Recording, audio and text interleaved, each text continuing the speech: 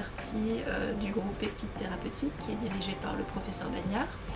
Et en fait, je suis la dernière recrutée en tant que maître de conférence à l'USBS. Niveau parcours, donc j'ai un parcours très classique puisque j'ai fait, alors à l'époque c'était encore un DUG, hein, donc j'ai fait jusqu'à la maîtrise et après j'ai eu un master et un doctorat en biologie moléculaire et cellulaire. Et ensuite j'ai enchaîné différents post-docs et 2 ATER avant d'être recrutée par concours.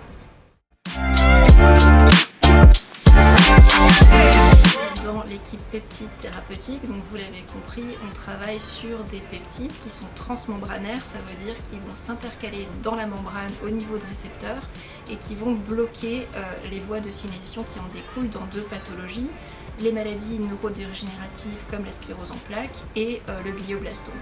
Et moi j'ai une petite spécialité, c'est que je m'intéresse aux aspects de la matrice extracellulaire, qui est en fait le micro-environnement dans lequel baignent ces cellules et qui transduit aussi des signaux.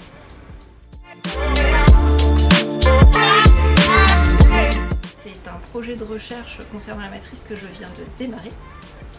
Donc ce que j'ai pas dit précédemment, c'est qu'on travaille sur un modèle organoïde, donc des organoïdes de cerveau pour pouvoir modéliser nos pathologies. Et on en est au tout début, donc c'est pas encore très décrit dans la littérature et encore moins la relation avec la matrice. Donc pour l'instant, je suis vraiment en train de développer cet aspect et de développer pour avoir en fait un outil pour faire du drug testing. Donc comme ça va rejoindre la thématique de recherche de l'équipe. Donc il y a encore beaucoup de travail.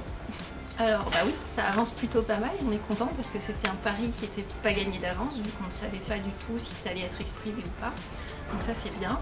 Et puis du côté de l'équipe, on a un groupe qui a une bonne portée internationale, on est travaux de collaboration et on a un de nos peptides qui part en clinique l'année prochaine, donc ça se passe plutôt bien, il y a encore beaucoup de travail, donc ça présage que du bon pour l'avenir.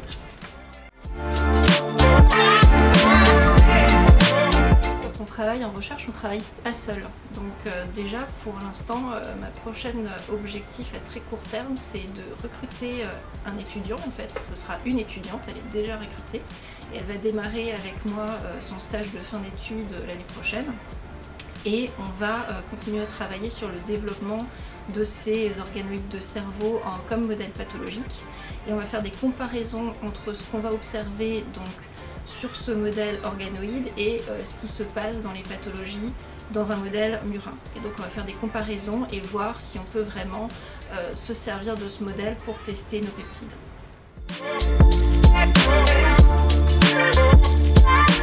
Alors pour les actuels, continuez de travailler, vous êtes sur la bonne voie. De toute façon, une fois que vous êtes amis, c'est tout tracé. Étudiants futurs, eh bien venez nous rejoindre parce que déjà on est une équipe qui est très dynamique, je trouve. Vous avez quand même de la chance d'avoir des cours qui sont tout le temps mis à jour, donc vraiment dans l'actualité. On est une école qui prône l'innovation et donc c'est vraiment pour avoir une formation qui soit à la fois complète et rigoureuse, je pense que l'ESBS est une très bonne école pour ça.